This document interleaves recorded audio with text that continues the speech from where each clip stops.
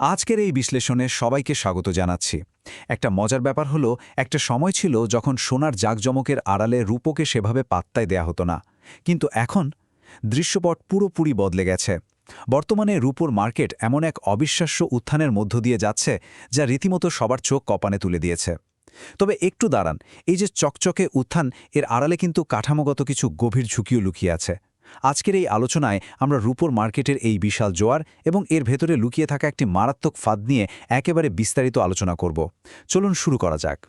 বর্তমানে রূপোর দাম তো একের পর এক রেকর্ড ভাঙছে, চারদিকে যেন শুধু কেনার হিড়িক।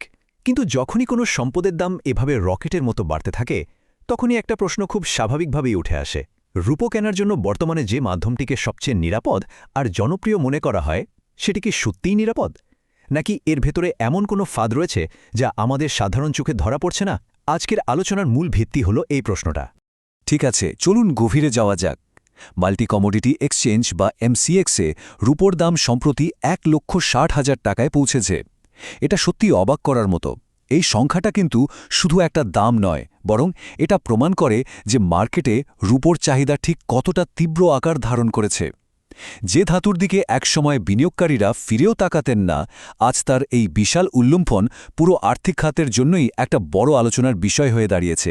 তবে এমসিএক্সের এই দাম তো শুধু স্ক্রিনেই দেখা যাচ্ছে, তাই না? ফিজিক্যাল মার্কেটের বাস্তবতা কিন্তু আরও বেশি উত্তপ্ত। কেউ যদি সরাসরি ফিজিক্যাল রূপো কিনতে যান, তবে দেখা যাচ্ছে স্ট্যান্ডার্ড রেটের ওপর আরও প্রায় 12,000 টাকার একটা বিশাল প্রিমিয়াম গুনতে হচ্ছে। মানে আসল দাম গিয়ে দাঁড়াচ্ছে 1,80,000 টাকায়। এমনকি অনেক জায়গায় অতিরিক্ত চাহিদার কারণে এটা 2 লক্ষ টাকাতেও বিক্রি হচ্ছে।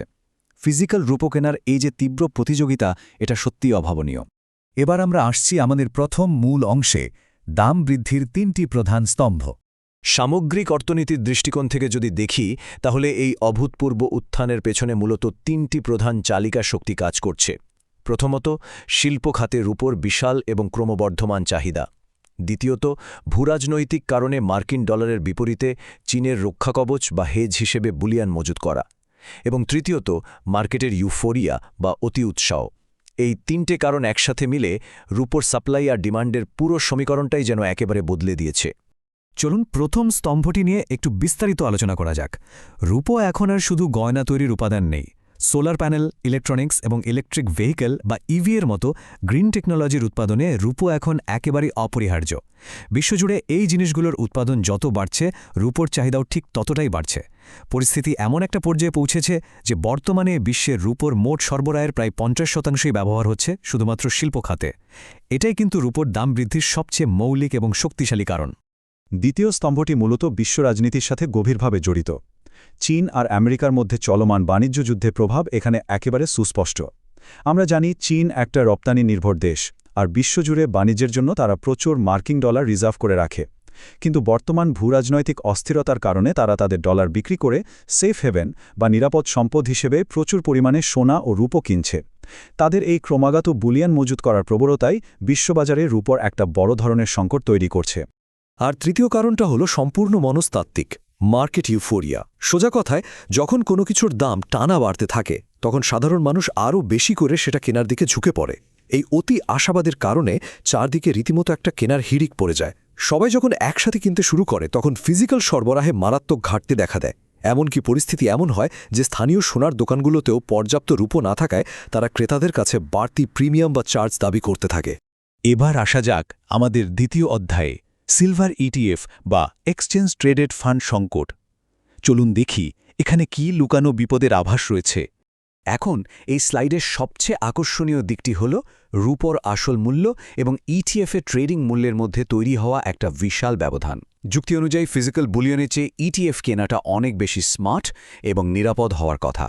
কিন্তু বাস্তবে দেখা যাচ্ছে টাটা, নিপ্পন, জিরোধা বা এইচডিএফসির মতো বড় বড় প্রোভাইডারদের সিলভার ইটিএফগুলো বর্তমানে রূপোর প্রকৃত বা ইন্ট্রিনজিক ভ্যালু চেয়ে অনেক বেশি দামে স্টক মার্কেটে ট্রেড হচ্ছে। আর এই ব্যবধানটা কিন্তু কোনো ছোটখাটো সংখ্যা নয়।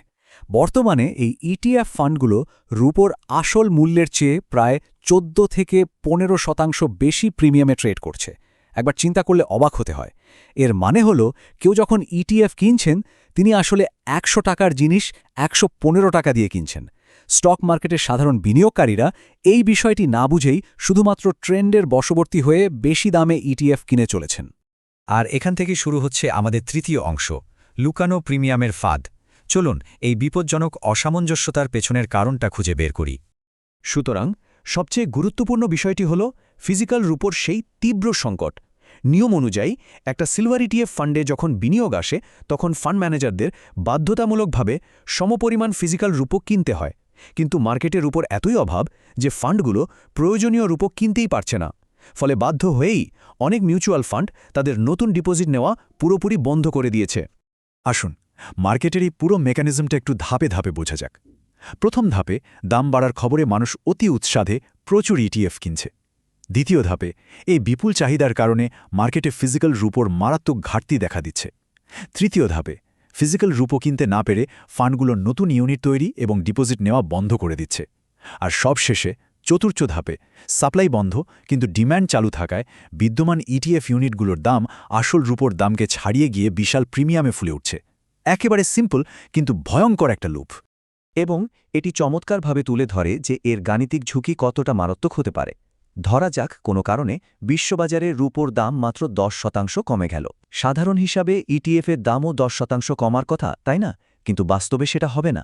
রূপোর দাম কমার সাথে সাথে এই যে 15% অতিরিক্ত প্রিমিয়াম ছিল সেটাও মুহূর্তের মধ্যে হাওয়া হয়ে যাবে।